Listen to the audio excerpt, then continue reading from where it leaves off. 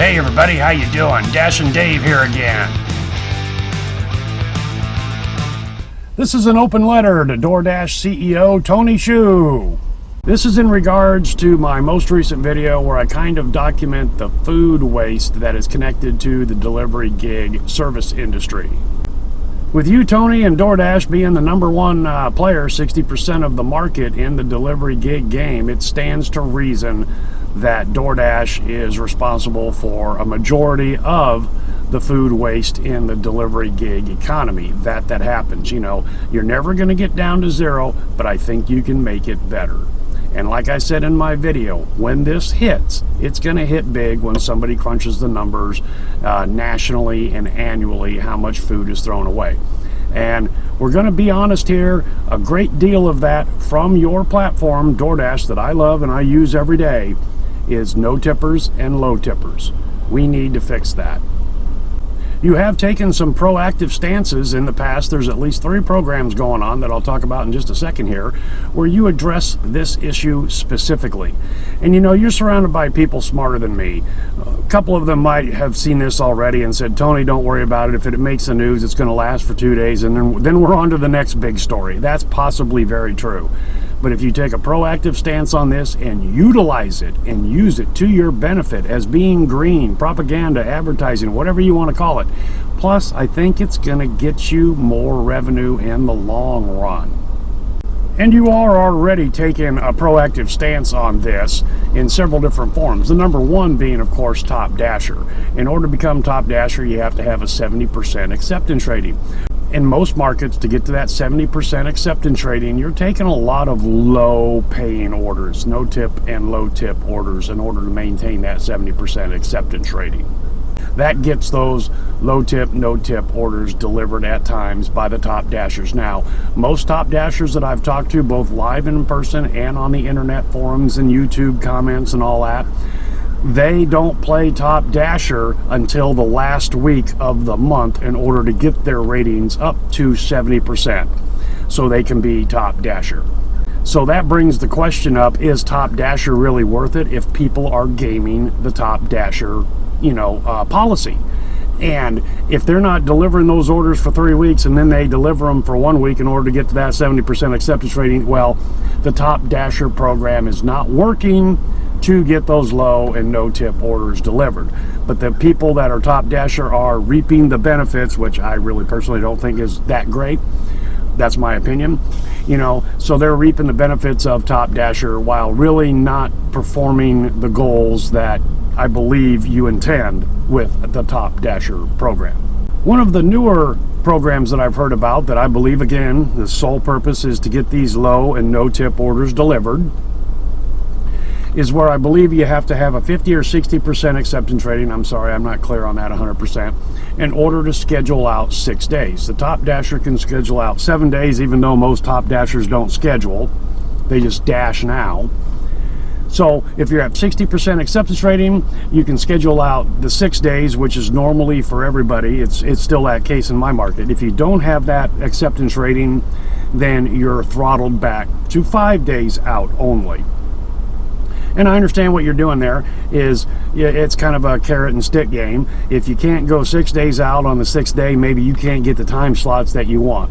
But again, from what I've seen and heard from most people, myself included, I will say this, if that were to be in my market, most Dashers are not going to let that bother them.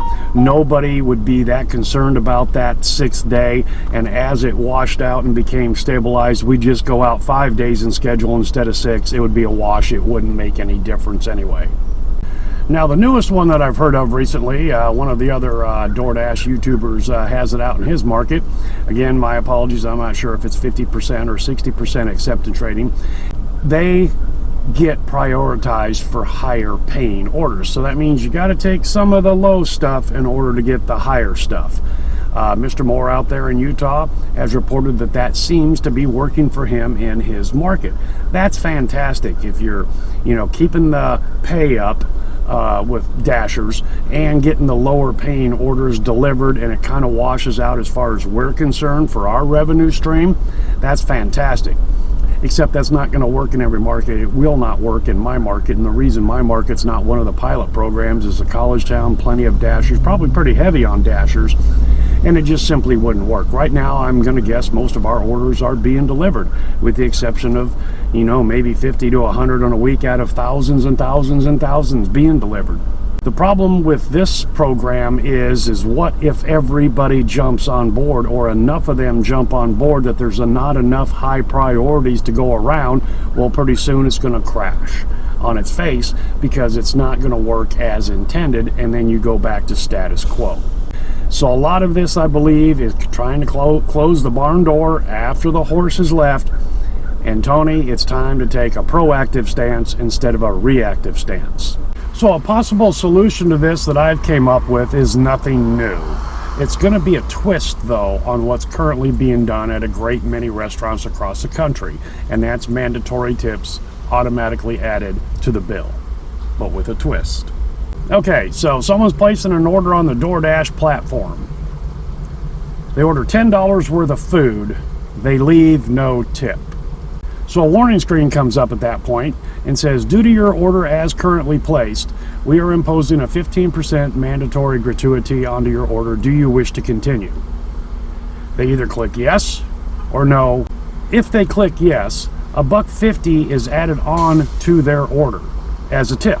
So that $2.75 base pay now becomes $4.25. $4.25, while still not the best pay metric for certain markets, might spur somebody to take it and get that order delivered immediately versus waiting to be packaged with someone else's.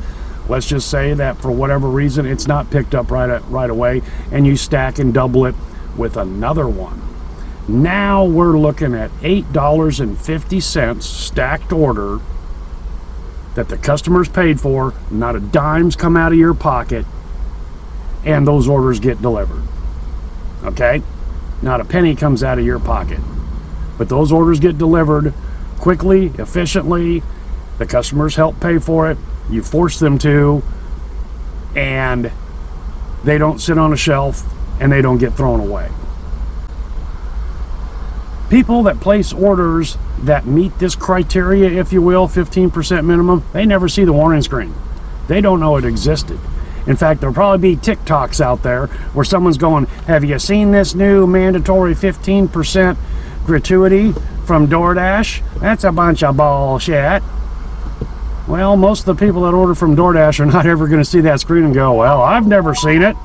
Now, this 15% mandatory tip trigger would only come into play on no tip orders.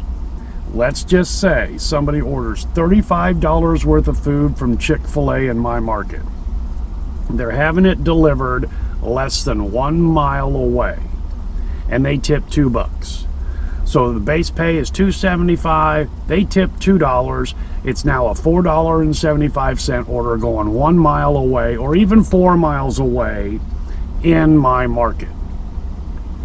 They tipped. It's a low tip, yes, but they did throw on $2. In their mind, they think that's enough.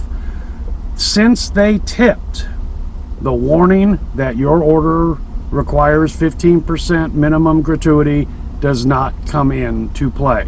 They tried, okay? The 15% minimum only goes on no tip jobs. That's the way I would do it at first. I think this would be an interesting case study pilot program in certain markets. I hope you'd pick my market, to try it in. How many people would, on a $10 order, have that warning screen come up because they didn't put no tip on? How many of them would cancel their order because of $1.50? Okay, so they're already paying the cost of the food and the fees or whatever else is on the platform. Would $1.50 make the difference? I would be willing to predict that for a good majority, it would not. You get them their order possibly quicker and eliminate the possibility of it being thrown away.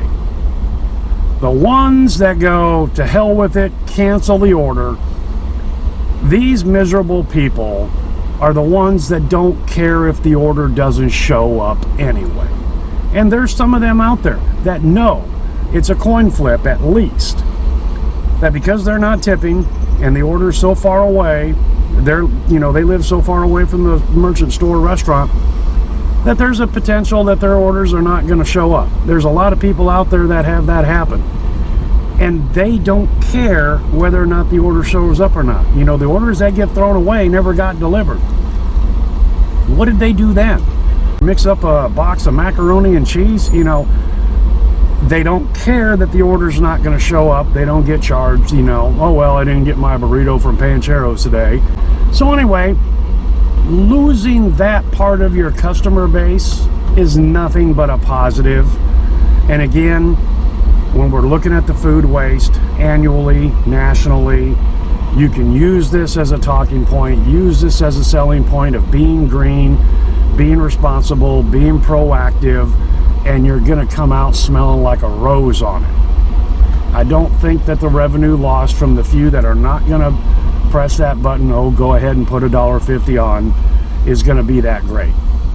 And maybe, again, some of them might even go, you know what? Maybe I should tip a little bit more. And this is a point that I've made on my videos before that I make about DoorDash and the delivery gig in general, is during my slower periods of time, after lunch, in between dinner, roughly 2 to 4 p.m., I see a lot of low tip, no tip orders. I also see more of those when we're in the middle of a pay period. The first, you get paid on the 1st or the 15th or the 15th and the 30th. Near the end of them periods, see a lot more no tip, low tip orders. The people that tip really well use your delivery platform when they can tip well. When they can't, they don't use it. The no tipper and low tippers order every day because they don't care. The alternative to this would be implying the pay scale, the tip scale, or whatever you want to call it, much like I've just described, but you're adding it and eating the cost in order to get these orders delivered and not end up in the landfill. I wouldn't do that. I wouldn't take money out of my pocket for these people that are refusing to tip in a tipping society. And like I've said before, it is what it is, and it's what we've got, and it's not going to change anytime soon. Some of these people you are going to have to take by hand, the miserable little people that they are, and make them do it. You have run this corporation the way you have, that allows this to foster pretty damn successfully. I love it. I use your program every day, your app every day. It's making me money. I'm a full-timer. I love it. It's time to cut the fat. And you've cut the fat before in various manners. Every corporation does it. You need to cut the fat on these people that are not paying their way. There are technological and psychological games that you play with us. No harm, no foul. Every company does it. There are books written on where to place items in the grocery store. It's all fair game. Time to start putting that game and playing that game on the customer. And I think you'll benefit in the long run. Thank you, Tony. Alright guys and gals, that's all I've got for you today. Hopefully you can take something from this video and put it to use for yourself. Thanks for coming along for the ride, and hope to see you next time.